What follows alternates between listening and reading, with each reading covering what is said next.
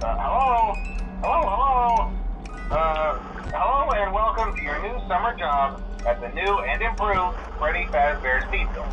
I'm here to talk you through some of the things you can expect to see during your first week here and to help you get started down this new and exciting career path. Now, I want you to forget anything you may have heard about the old location, you know. Some people still have a somewhat negative impression of the company. That old restaurant was kind of left to rot for quite a while, but I want to reassure you, Fazbear Entertainment is committed to family fun and above all, safety. They've spent a small fortune on these new animatronics. Facial recognition, advanced mobility, they even let them walk around during the day. Isn't that neat? Most importantly, the criminal database so they can detect a predator a mile away. Heck, we should be paying them to guard you. Now that being said, no new system is without its kinks. You're only the second guard to work at that location. The first guy finished his week but complained about conditions. We switched him over to the day shift. So, hey, lucky you, right? Mainly he expressed concern that certain characters seemed to move around at night and even attempted to get into his office. Now, from what we know, that should be impossible. That restaurant should be the safest place on Earth. So while our engineers don't really have an explanation for this, the working theory is that the robots were never given a proper night mode. So when it gets quiet, they think they're in the wrong room. So then they go try to find where the people are, and in this case, that's your office. So our temporary solution is this. There's a music box over by the prize counter, and it's rigged to be wound up remotely.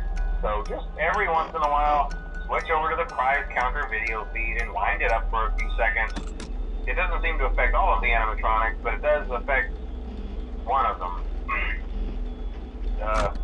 And as for the rest of them, we have an even easier solution. You see, there may be a minor glitch in the system, something about the robot thinking he was an endoskeleton without his costume on and wanting to stuff you into the suit.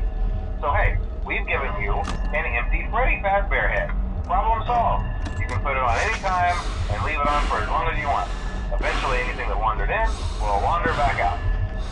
Something else worth mentioning is kind of the quirky modern design of the building.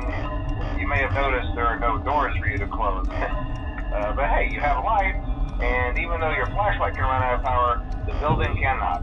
So don't worry about the place going dark. Well, I think that's it. You should be golden. Check the lights, put on the Freddy head if you need to. Keep the music box wound up, piece of cake. Have a good night, and I'll talk to you tomorrow.